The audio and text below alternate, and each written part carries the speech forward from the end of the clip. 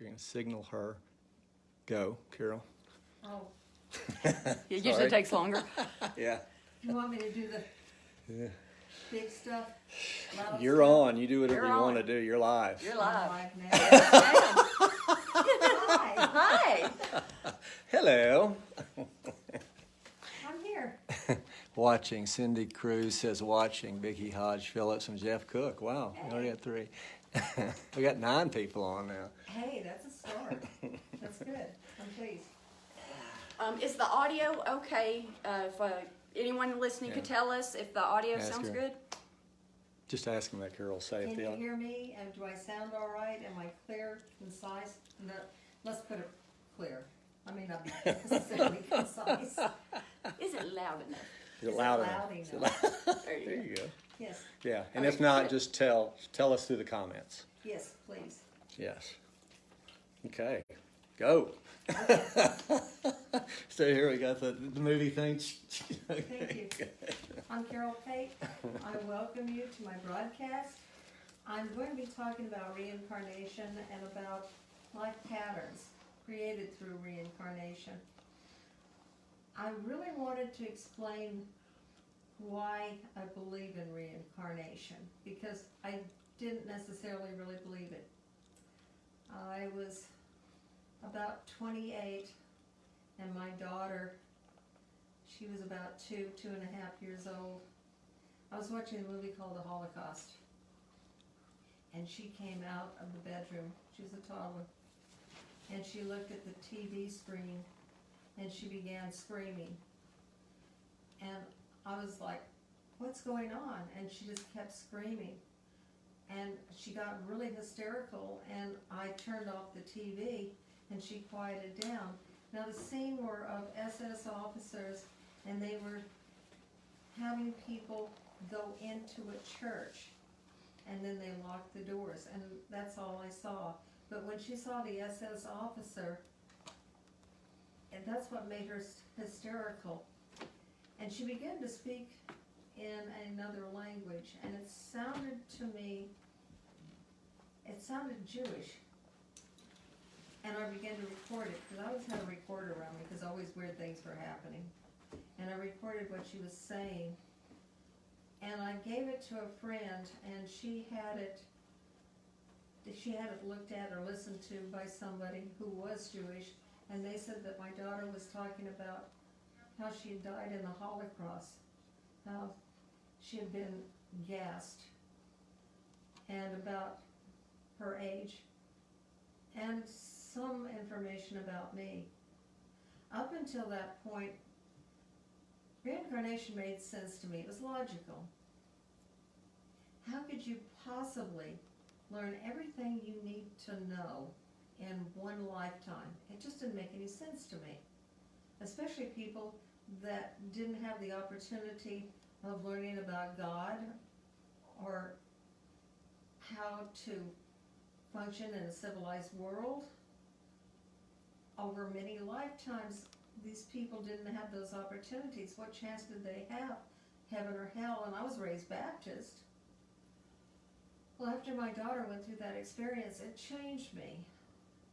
I began to look at life differently, because I realized that my daughter had had a lifetime, apparently in Germany, in the prison camp Dachau, and she had memories of it. And that meant to me that reincarnation had to be real. So I began to investigate reincarnation as I got a little bit older, and as I started working with clients. And I started doing some hypnotherapy. This before I became, quote, psychic. And I started taking people into their past lives and found out they had past lives. And it was really, really interesting. I began to experience what they began to experience. As a matter of fact, that's how I ended up working with Dolores Cannon, doing the past life regressions. It was really fascinating. And I began to learn how reincarnation really worked. When I became, quote, professional psychic, I started having people come to me and they wanted to know how it worked. And I started asking spiritual questions, delving into it deeper. And what I found out is you can have a lot of lifetimes. It's not just 2, 4, 14, 20. It can be 60, 80. I'm not even sure how many. And in those lifetimes, you can be male or female. Very often you get born back to your same families to work through situations that you didn't work through in this lifetime. And that there are patterns that continue. And those patterns are lessons unlearned. Unless you get the lesson, you repeat the pattern. And you repeat the pattern with various people. And it can be your mother, your father, brother, sister, husbands, wife, friends. And if they're really traumatic patterns, you may reverse roles in some of those lifetimes. It gets really wild. The trick on this is that if you go into the light, you get to format what your next life is going to be and your basic patterns and your basic lessons to learn and get past. If you don't go into the light, then you're born out of what is called the outer darkness, or Catholics call purgatory. You don't get to do that. It's a haphazard situation. And that's where you try to find the very first fetus you can find in a pregnant lady and hope to hang on to that fetus so you can be born into that body, okay? Now, I need to go into that a little bit too. Women who are pregnant have a shield around them. It's what they call that pregnancy glow, and it covers them. And it's kind of a rosy golden glow. That is a shield to protect the soul of the child to go into that particular fetus, so they will be born into that particular family, so they will have the lessons that they need to learn. Now, what removes that shield or that glow of protection are drugs, alcohol, chemical imbalances, severe chemical imbalances. And when that happens, then that opens them up to an array of spirits or souls of people that want to be reborn. And they then start vying for the opportunity of getting into that particular fetus, and then one takes place. And sometimes they're born with more than one spirit attached to them because there's no protection for the fetus. And these people are usually very, very mediumistic because they're really open and can often be multiple personalities or lend to multiple personalities. Now, going back to if you go into the light, then you can map out what your lessons are, what you need to learn here, and the people that you need to encounter. And you put that into place. It's like you do your own manuscript of your life. And you set up roadblocks for yourself so that if you kind of go off path, you hit a roadblock and it puts you back on your path. That's when you hit those big walls that you think that you need to try to break through. Those walls are there for a reason. They're there to get you back on your appropriate path. You just don't know it because you want to go a different direction. Trust me, I know that one. I did it to myself. So these patterns can be patterns of abuse.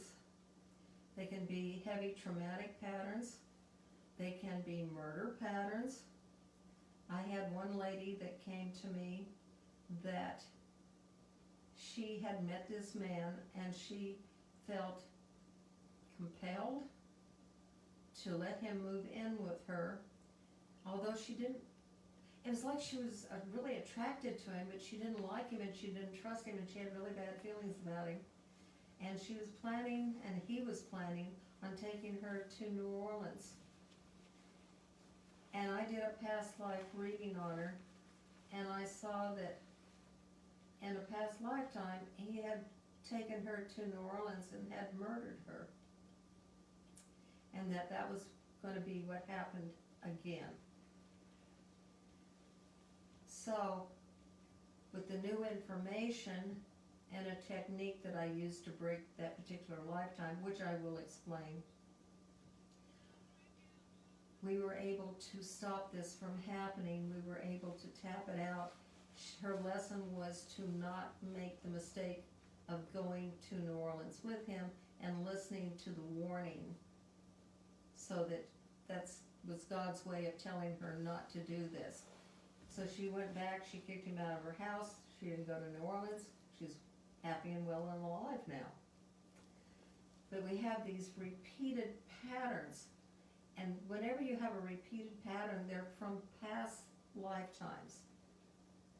And you feel compelled in these patterns, like you will feel compelled to get involved with someone that you really shouldn't necessarily get involved with. Now, it might not be that person that you actually have the lesson with, it may be the pattern itself that you have the lesson with. Such as you have a repeated pattern of getting with an abusive spouse. This could be a marriage, it can be just a relationship, but you have this repeated situation and you keep going from person to person, different face, different situation. I got broken here. All right. So what the whole point is to learn to say the word no, learn to trust your warning signals, to understand that this is not a good thing for you, and to learn to stand up for yourself. And if you don't learn to do that in this lifetime, you go on to your next lifetime where it gets a little worse and a little worse and a little worse until you actually do those things. You stand up for yourself and you put a stop and you learn your lesson, then you go on to a new lesson. Now, a lot of these lessons, you may feel like they're punishments. They are not punishments. They are, in fact, lessons. And you may feel like, why is this happening to me over and over again? Because you didn't learn it. And until you do, you're going to repeat it. It's like if you don't learn history, it repeats itself, okay? It can be with money. It can be with trauma. I had a situation with a young woman. She worked for a bank in Anchorage, Alaska. And every year in November, from starting at the age of 6, she was raped. And the person that did it always used a knife at her throat. And she got to the point that she was going to commit suicide rather than have to go through another rape in the month of November. So the family worked out a deal where I was going to meet her in Chicago, and I would take her back using hypnotherapy, and we'd find the root cause of why this occurred. Well, I did meet with her. I did the hypnotherapy with her. I took her back, and it turned out that she was also in Dachau, and that she had been raped in the month of November, and to the point that it killed her. She was repeating this same cycle endlessly every November. When we got it into her consciousness and she could deal with it, the rape stopped. It never happened again.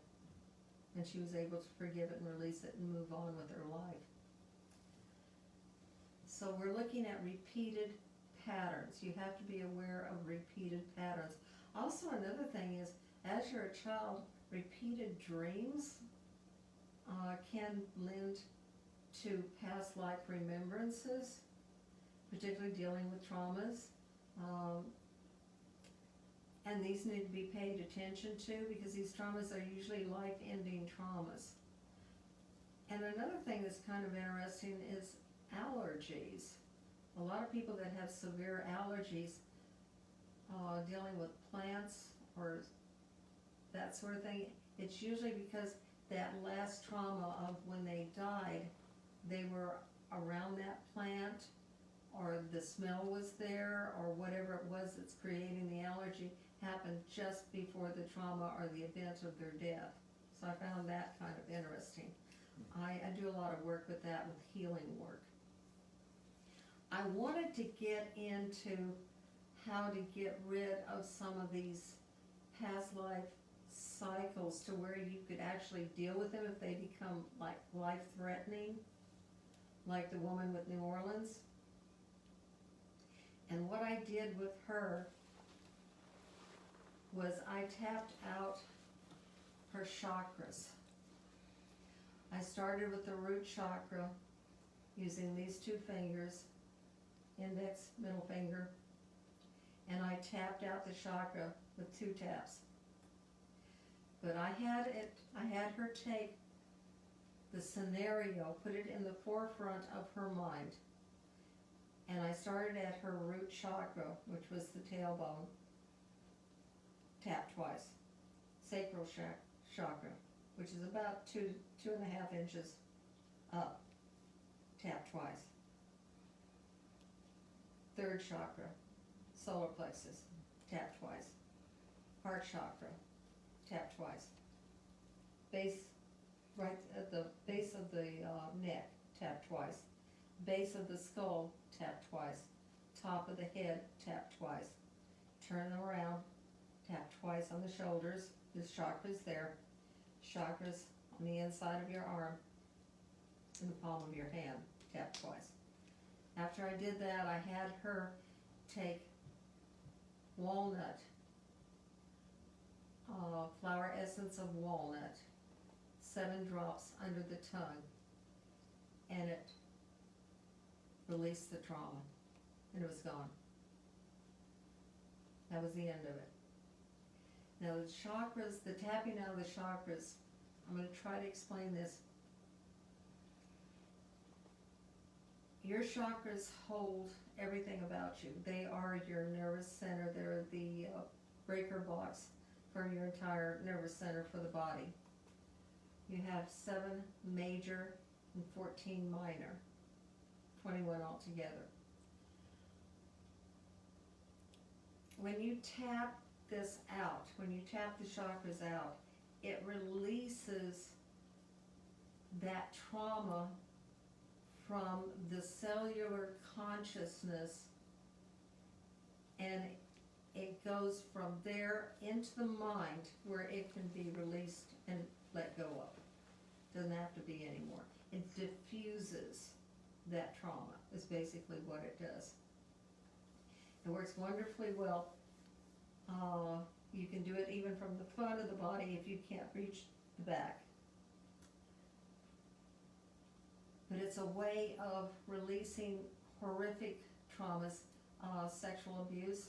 I've had several situations where children were sexually abused by mother, father, brother, sister, and in each lifetime it happened over and over and over again.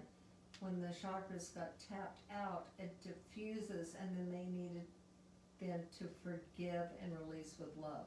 And then it was gone, and that trauma would not happen again. That was the end of it. That was lesson learned. So we have to be aware of patterns. People say to me, why am I here? What is my purpose? Your purpose is you. You are the purpose you're here. That's why you're here. You are here to work through your life cycles of lessons unlearned with the people that you need to work these through. And if you can do this, your next lifetime is considerably easier. There are perks to it, believe it or not. Things start really flowing smoothly when you work through one of these life experiences, these life lessons, you get neat things that happen to you. And I'm not saying to do it for that reason. You need to do it because you need to just do it. But it's neat. And then you can become an example to others. And you too then can help others to understand that they're here for the purpose of learning. They're not here to save the planet, although it's not a bad idea if you can do it. I don't know of anyone that really can, but it's always good to put in your 2 cents or try to do what you can do. And I think we should be here as examples. We should be here to lend help to those that want help. I think that's good, but your purpose is not about fixing other people. Your purpose is actually about fixing you. And until you can fix you, you really can't even come close to helping anybody else. And that's just a fact. Now, I hear a lot of people say, I'm here to do God's plan. Well, God's plan is really all about helping you to do your plan. And God helps you with that with the Holy Spirits. Those are your guides. They help you to maintain your path, your life path. They're there to guide you. That's why when you start veering in the wrong direction, you will get this gripping in your solar plexus and you'll get warning. No. Stop. Don't do this. That's God talking to you. That's the Holy Spirit's talking to you. That's your guides talking to you. And you should listen to that because that will help you to get through what you're here to get through, which is your school. Believe it or not, this place is a school. And in truth, a lot of what you're seeing around you is illusionary to get you where you need to go. Now, I know that sounds Matrix, but I don't mean it in that way. This place is a fabulous place.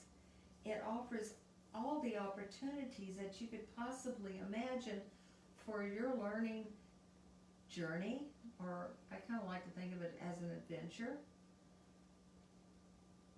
And the opportunities are fabulous. And they come with wonderful opportunities of beauty, of taste, of love, of emotions. And that's some of the perks that come with this process. Some of it is just getting over depression. This depression from lifetime after lifetime. Coming into a place where you actually recognize this place can be truly joyous, can be fun. And that the learning doesn't have to be laborsome. It can be something that can be an adventure, truly. Now when I come into situations, I go, okay, what do I need to learn here? There's something I'm missing. There's something I need to learn here. Why am I reacting to this person this way? First, now I cheat. I use the kinesiology. And we've covered that in a previous video. Mm-hmm. So you can go back to that and check that out. Wonderful tool, absolutely fabulous tool, because I can ask, okay, this person, are they from a past life? Well, yeah. Were they involved in, are they part of my learning lesson in this lifetime? Yes, okay. So you can go through the questions of yes or no and get answers, and it makes things so much easier. So I'm going to kind of open it up for questions, if anyone has any. Hey, let me say real quick, Carol, can you just address the role reversal as far as reincarnation is concerned? Yeah, you mean like male, female, mother, Well, father? or mother, father, where they switch roles to kind of see it from each other's opinion through different lifetimes, you know? Yeah, that's very interesting. Your child might have been your father in a past lifetime, and they need that role reversal so that they can experience how it is to be on the other side. The problem on all this is that people don't know what's going on. They don't know why they're doing this. They feel compelled to do this, and they don't know. That's why I'm trying to get it out to people. These are lessons, and if you'll look at this situation, there's something here for you to learn. There's something here you're missing. Male to female, let's say men are just chauvinistic towards women. Well, in the next lifetime they get to be a woman. See what it's like to have a chauvinistic person around them. Yeah. Helps you lose judgment. It does help you to release judgment, because we're not supposed to be here judging. That's God. That's not us. I mean, we judge ourselves in our future lifetimes and all that, but no, we're not here to be judging others. We can, now, I do have to say one thing. I asked my guides, I wanted to know, do we incarnate as animals or anything other than human? They said it is species to species. Okay? Humans to humans, cats to cats, dogs to dogs, no matter what size. But species to species.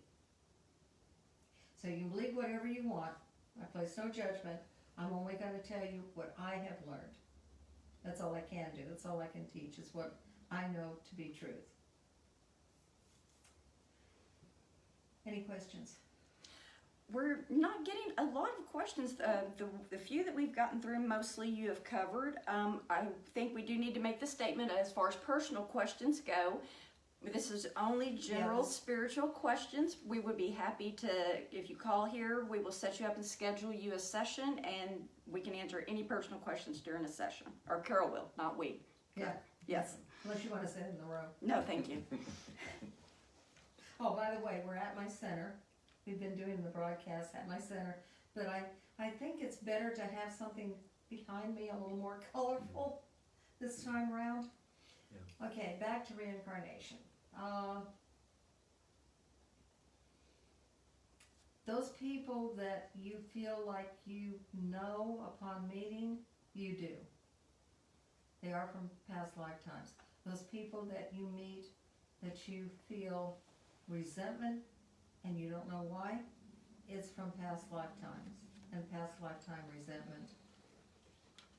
If you feel compelled to people, it's because it's from past life, and it's a lesson unlearned that you're being compelled to repeat. Be cautious of that. You need to find out what that lesson is. The kinesiology can assist on that level. We do have a question if you're ready. Sure. Someone would like to know approximately how quickly do we generally reincarnate? About 60 years. That gives everyone a chance to work through their lives and then reincarnate too, so that we can, that's if we need to reincarnate within that family, or it can even be a town or a group of people, which is kind of interesting, because we make pacts with people. I found people that have made pacts with covens that have to be, they're reincarnated together according to that pact that they made. It's usually not a positive thing. And go through some pretty horrific stuff. So that's kind of interesting. Now, if you're not reincarnated from the light, and you're earthbound, you can incarnate right away, like within minutes, hours, days, weeks, depending upon what the situation is that you find access to a child to be reincarnated into. So it can change accordingly. Now, that's another thing too. When you incarnate quickly, whatever you died of will more than likely show up on your body as a birthmark. So, and I've seen this happen, where someone was hung, and when they incarnated back, they had the marks around their throat like a hanging. That appeared to be a birthmark, but it was from that trauma of that past lifetime. Or a bullet, looked like a bullet in the head, birthmark. I had one man, it was very interesting, he had this birthmark. It looked like brains on the top of his head.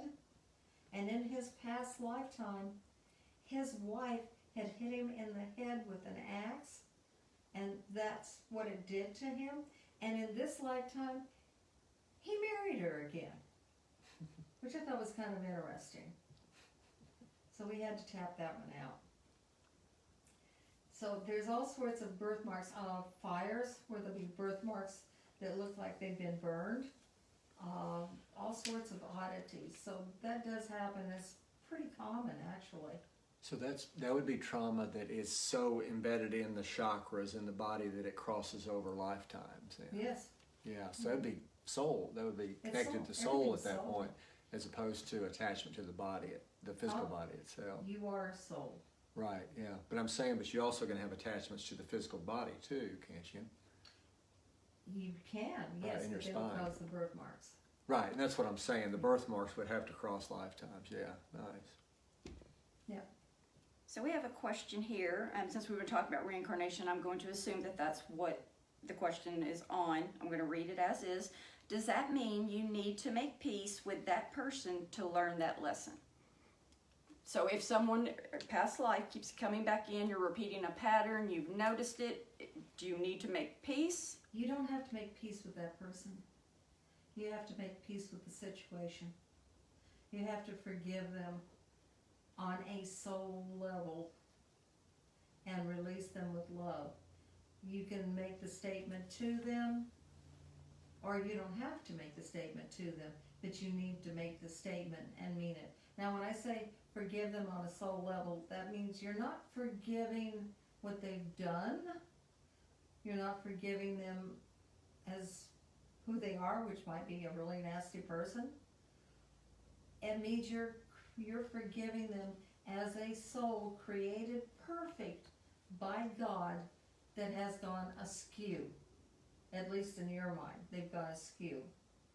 So you're forgiving, your soul is forgiving that soul and releasing them with love. Carol, remember in the movie The Shack, Yeah. it said forgiveness does not establish a relationship with that person, but it does allow you to let go of their neck. Yes. Yes. You don't have to make peace with them, because they're liable to do something more that's going to make you want to strangle them. Yeah. So we have another question here about, do your pets stay with your family in other lifetimes? Can you have a pet that reincarnates? Yes. That's excellent. Absolutely. Your pets can reincarnate to you, especially those pets that you really have a strong connection with. Very often they will reincarnate to you. It might not necessarily be in this lifetime, but it can be in other lifetimes. And you may have a pet that when you first came in contact with the pet, they knew you and you knew them. That's a past life. I had a little Maltese. She was she was kind of thrown out of the puppy farm. She was probably 8 years old, and she'd never really been outside of a cage. And my neighbor brought her in the door, and she saw me and I saw her, and she jumped into my arms, and there was like electricity that went through me, and I knew her instantly, and she never left my side from that day forth until she died. And the day that she died, I had past life flashes of her in a past life with me. And I'd never had that experience before. So yes, they can, and they do. And they also go to heaven, and you'll see them there too. You can't lose what you love, and you can't lose what you hate. So it was only until the day she passed that you had the flashbacks. It was the day that Wow. she passed. Wow. Why would that be? Would there be a logical explanation behind that? I think that God wanted me to know that she was from Right. because I'm teaching people. Right, yeah. And I think God wanted me to know, my guides wanted me to know the truth of past lives and the fact that those that you really love, including animals, can have many past lives with you. Right, wow. As opposed to you knowing that before I had she no idea. passed, yeah. All I Wow. thought was that electrical, Right, yeah, it was very interesting. It's the only animal I've ever had that with. wow.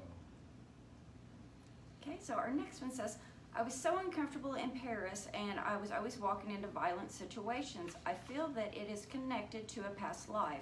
Is it important to figure out what that life was? I would just rather go on with my life and pursue the joy. Is having a sense of that life enough? I think you need to find out what the past life was about. And I think you're gonna pretty much know it because it's a repeated pattern. Only that particular pattern happened in past lifetimes. So by you rectifying it and knowing that it's past life, yeah, I really need to get walnut because that walnut, Flower essence flower walnut. essence, yeah. You can pick it up through Bach Flower Remedies, it's walnut, and you take 7 drops under the tongue when you're really aware of that repeated, and that will help in breaking that particular cycle. Also, isn't there releasing past life trauma on the carolpate.com Yes. formula? Yes. You should try that too. Yes, that's a real good idea. I would recommend it. Okay, let's see.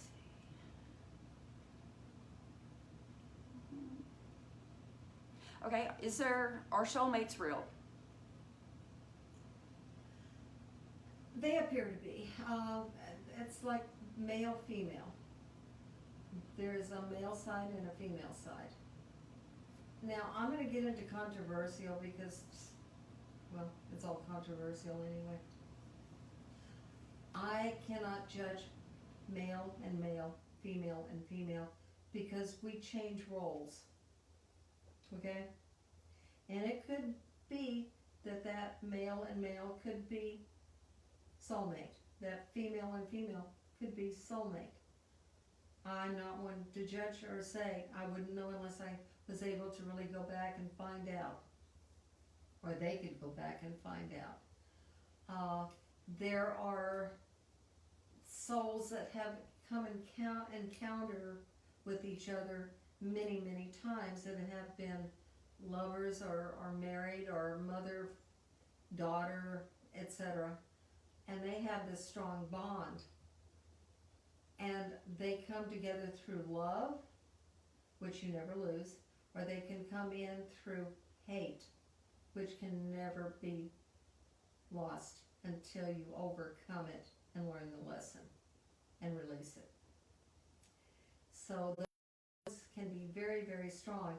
The ones that have a lot of trauma with a person where they're fighting and arguing and all of that, that's what they've done in past lives, and they really need to forgive each other and release each other with love. And if necessary, divorce or leave each other, because at that point it needs to stop. It just needs to stop, because it just keeps carrying on into misery after misery. So the fact that she kept walking into violent situations in Paris is probably a clue that if you know, it was violent, it was unpleasant. I would suspect that the past life was in Paris, Mhm. and that the area where she encountered the violence was an area where the violence occurred in the past life, and it may have been more than one lifetime. It may have been 2 or 3, or there's no telling, okay? So, I wouldn't recommend going to that specific area of Paris until you resolve that past life. Definitely. Or just make sure you don't go back there, and use the flower essence. The walnut, yes. Yeah, to diffuse it, Absolutely. yeah. Oh, that's a good point though. I've done a fair amount of traveling. And what I found is that there are places in the world where you can encounter your past life essence and past life traumas and past life wounds and injuries. We went to Uxmal, and there was a friend that came along. We had a group of people that went, and this friend that came along got deathly ill in Uxmal. I mean, he couldn't function. And it turned out that he was one of the players on the ball field there at Uxmal. And of course, when you played, once you played, I can't remember if you won, you got your head chopped off, Right. or if you lost, you got your head chopped If you off. hit the ball through the ring one time, it was so difficult. Yeah. You only did it every once in a while, yeah. Yeah, and he got his head chopped off, and he was just deathly ill. And he was deathly ill until we got him out of Uxmal, and I was able to work with him. I couldn't even do it at Uxmal. I had to get him out there first. So you can encounter past life situations in areas where you've had past lives. And you're going to be drawn to these areas. That's another thing. You're going to be like compelled to these areas to get that lesson and to get it taken care of. But if you don't know you have a lesson there, you don't have a clue of what's going on, what are you going to do, right? I travel with the book called Heal Your Body by Louise Hay.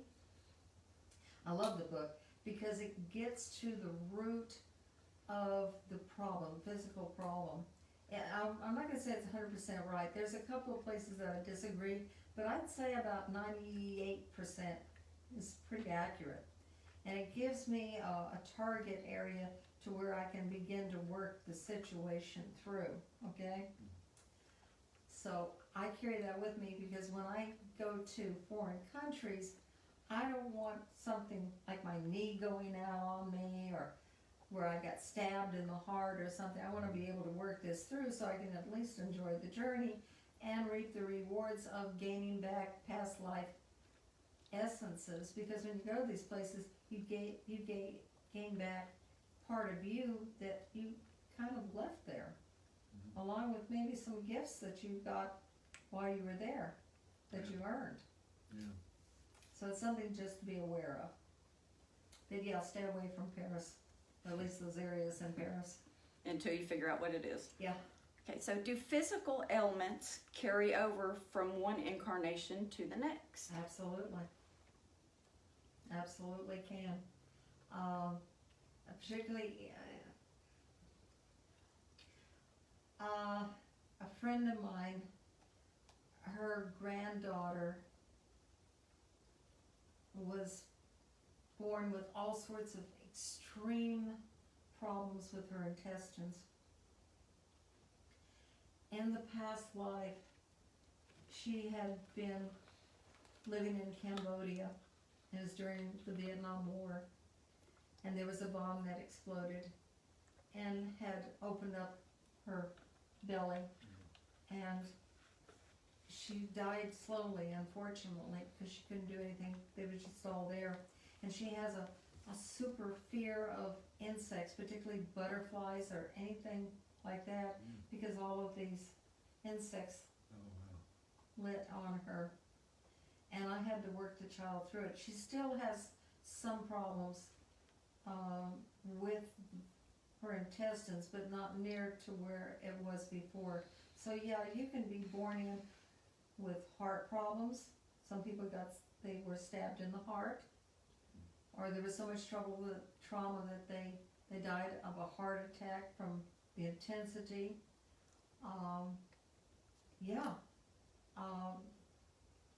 There's all sorts of physical problems.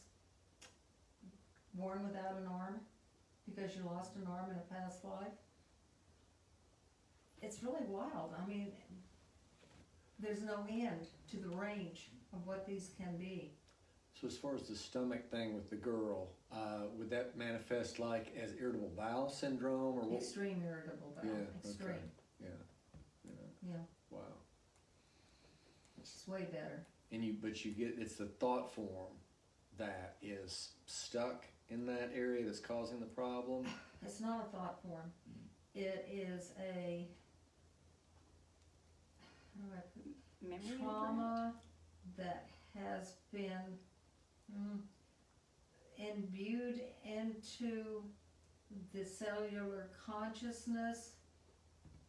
Okay, all right. Okay, I have to explain something. When the soul goes into the fetus, it brings with it, particularly if it's from the outer darkness, okay? It brings with it the trauma within its own physical structure. Now, I know that people think that when they die, they're just a form of energy, but they're not. They still have a spiritual body, and this spiritual body still holds pain and physical trauma of that last particular lifetime, including such as arthritis, multiple sclerosis, how they died, that sort of thing. And consequently, when they come into that fetus, they begin to work with the DNA, RNA of that fetus. They're going in and out, in and out. And it starts between 5 and 6 months, usually about 6 months of pregnancy. And they're going in and out, and they're adapting that body to their spiritual body, to their DNA, RNA, because they still have DNA, RNA. And then at point of birth, they then are incorporated into the physical body, their spiritual body, their soul is incorporated into the physical body. And then but it's been adapting this whole time and can actually have all sorts of physical problems because of the trauma of the soul that was adapting it. Does that make sense? It's hard to clarify this because it's heavy. Now, on your website, carolpate.com, if I recall correctly, there are formulas for soul cleansing DNA and RNA. Yes. If anyone's interested, go there and look that up. Yes. Now those formulas, you can't really use those until you've been doing the liftings for a while, and you actually begin to develop spiritual authority. You have to develop some spiritual authority. Then as you develop spiritual authority, the formulas or prayers in there work way better, way better. Hey Carol, so if trauma can stick to the spirit, if you will, across lifetimes, I would think that would be the reason why they put an emphasis on dying in a very gentle manner, because then you don't bring trauma with you and you don't allow it to stick to the spirit. You kind of forgive and release everything before you pass. And then your body then your spirit can leave without having attachment. The most important thing is when you pass, when you're shown a bright white light, you go into that light and you get redeemed back to God. Right. If you don't go into that light, you get earthbound and you're stuck. Oh, you were talking about people from the outer darkness that were reincarnating into fetus, not going. Okay, yeah, that makes sense. Yeah, all right. Yeah. So that's where the cleansing of the spirit would come, but some people don't get that because they don't go to the light before reincarnating into a body. Yeah, exactly. Yeah. And that causes like the bad seed syndrome, where children come in with all this anger. And there's formulas on my website that allows you to have those children while they're sleeping, to take their souls into the light, have them cleansed and fully reinstituted back in the body, and they shift and change. They're cleansed. I'm glad you brought that up, because I believe I saw a question earlier that asked if a sociopathic person, if that was most likely caused from attachments. No, it's not attachments. It's very often, it can be attachments, but if it's from birth, which a sociopath is from birth. Usually start noticing it pretty young. Yeah. That's from a past lifetime, and they weren't born from the light. They hadn't been cleansed, and that actually can be cleansed. I've seen that happen. Not everything can, but that can. There was also a question or a statement on there that someone said it took them 30 years to be able to forgive someone for something they did, and he wanted to know if that's normal. There are people that never forgive. No, that's not abnormal at all. And I'm proud for you to be able to do it, because that can be sometimes really tough. But there's so many reasons that people do what they do, and some of those reasons have nothing to do with them. They can be possessed by other spirits, they can be compelled from the dark side, they can be compelled to make you learn your lesson. I mean, you're in this school. But the most important thing that I have learned that we're here to do is to release and to forgive with love. And it's probably one of the hardest things in the world to do, because all you remember is what happened to you and the misery that you went through. And then you're looking, well, hopefully they'll get punished, or they'll have to go through what I go through so that they'll understand. And this place is really not about punishment. Although I will say this, I don't think anyone ever really goes unpunished, because you're gonna, what you sow, you reap. What you put out there, you get it back. And there's really no escaping that. And the reason is not for the sake of punishment. The reason is for the sake of learning. It's a learning process. God's not about punishment.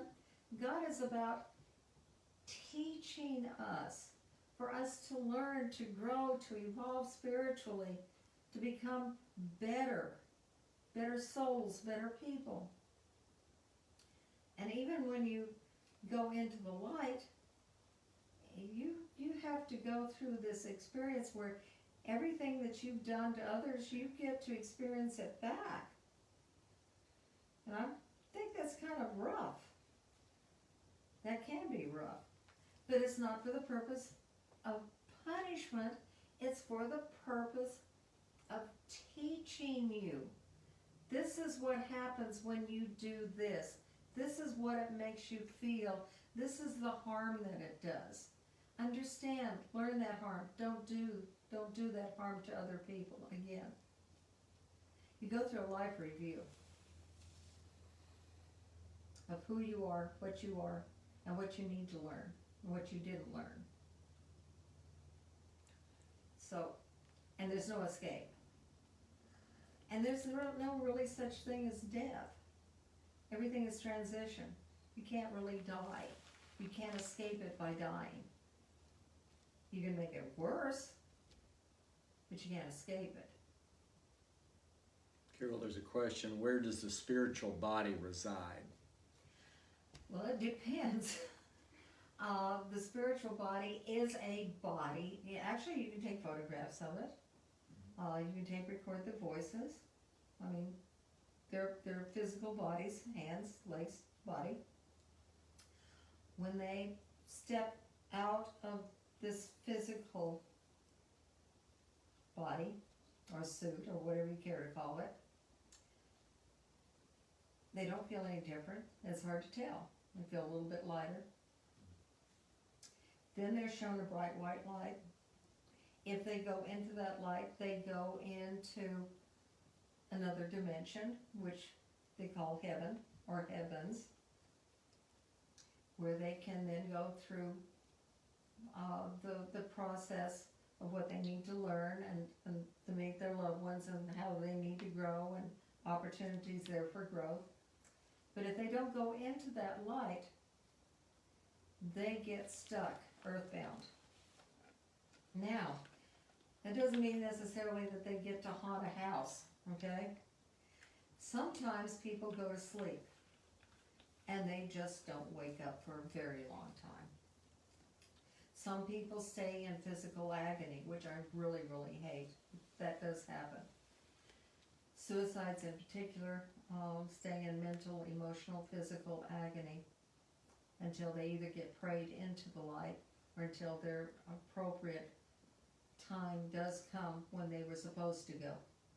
And then, and only then, if they go into the light, do they progress to heaven. If they don't, they get reborn again with all the mess. So there's many places they can reside. Some people never leave their house where they died, or a possession that they were particularly fond of. Or sometimes furniture, sometimes jewelry. It's very odd.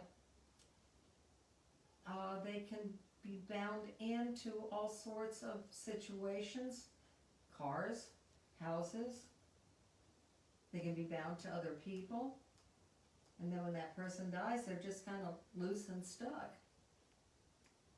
So there's many, many places. So when they are earthbound, do demons have access to the souls that are in the darkness, and what potentially could a demon do if you didn't go into the light and were earthbound? Did you ever see the movie Ghost? Mm-hmm. Do you remember those little dark things that would come and snatch? Mm-hmm. That does happen.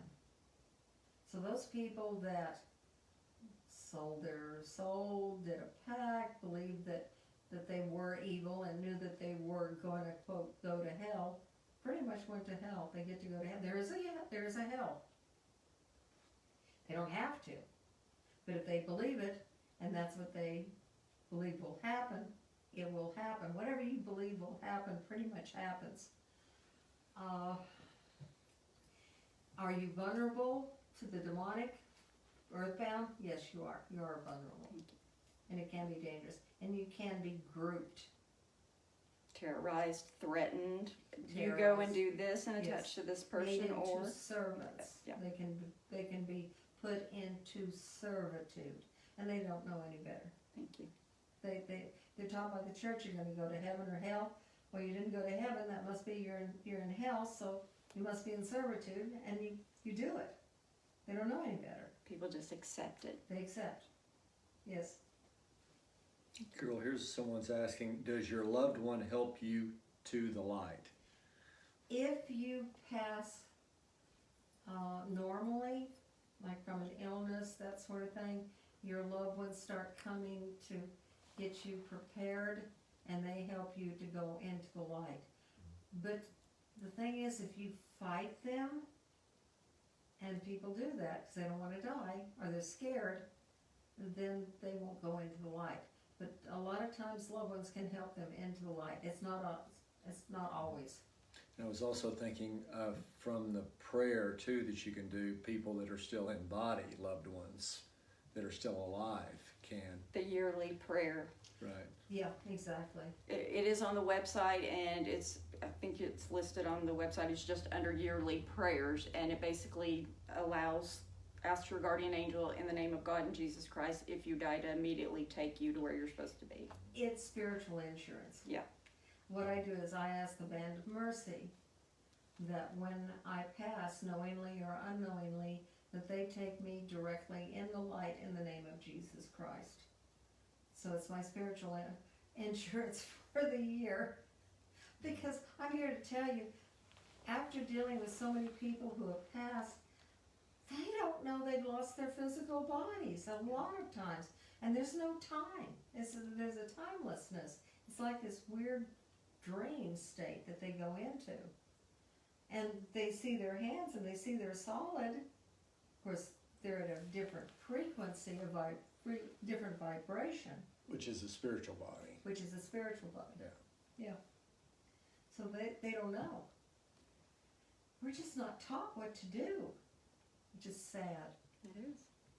We're taught everything up to the point of death, and then supposedly you go to heaven or hell. It's never talked about after that.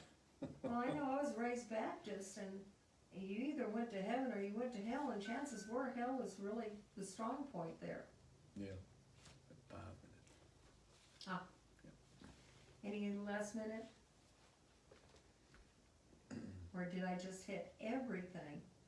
Well, there are a lot of questions, that some of them were off topic, and I would like to state that Carol and a team member always goes back over these and Yeah. tries to answer everyone. So if we didn't get to your question tonight, someone will come back and post a response on it as soon as someone's available. I work with you or Kat, and go over the questions, and I'll answer the questions. So I if we try- didn't try get to you all of tonight, them. Yeah, so if someone did want a personal reading, they have to call here and make an And- appointment. the number I don't do any personal readings over the broadcast whatsoever. and the number here, if they wanted to. Is area code 501-888-8056. And that was a question earlier. She said, how do we get a session with you? Can we get it in person? And at this point, not right now. Right now, because of the COVID-19, I am restricting it to on-phone readings Telephone readings. for their sake and mine. Which are as effective as in person sometimes.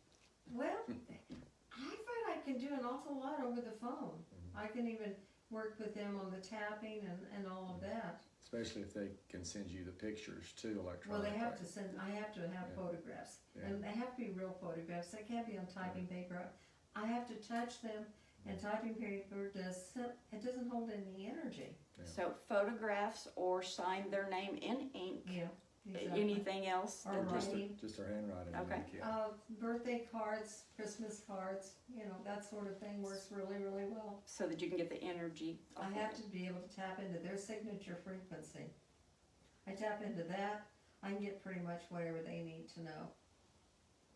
And it's relatively fast and easy, sometimes, which is why I've gone to half-hour readings, because I work very quickly. We want to do lifting. Didn't I? Oh, that's right, yeah. Yeah, okay. Everybody ready for a lifting? Is everyone in agreement for the lifting? Yes. Okay. I would please ask the Band of Mercy to remove all unclean spirits, thought forms, elementals, unnamed energies now, in the name of Hagoel, Ashalom, and in the name of Jesus Christ, and either place them in protected sanctuary or do whatever they deem necessary with them, and I thank thee.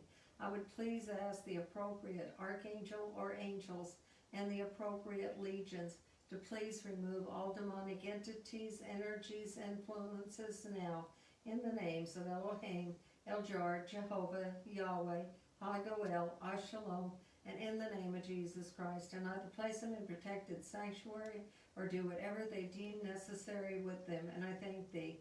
I would please ask the appropriate archangel or angels and the appropriate legions from the appropriate realms or counter realms to please remove all negative beings, entities, energies, influences now, in the names of Insof, Shemhim Farash, Adonai, Shemish, Hagoel, Ashalom, and in the name of Jesus Christ, and either place them in protected sanctuary or do whatever they deem necessary with them, and I thank thee.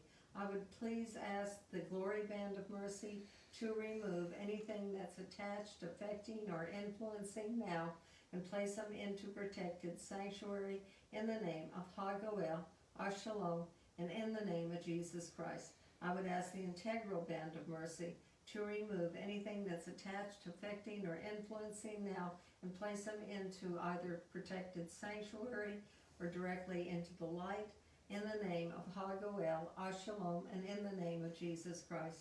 I thank all of you for being here with me, and I hope you've learned something, and I hope I've helped. God bless each and every one of you. You take care of yourselves, protect yourselves, wear masks, and I wish you a fond good night.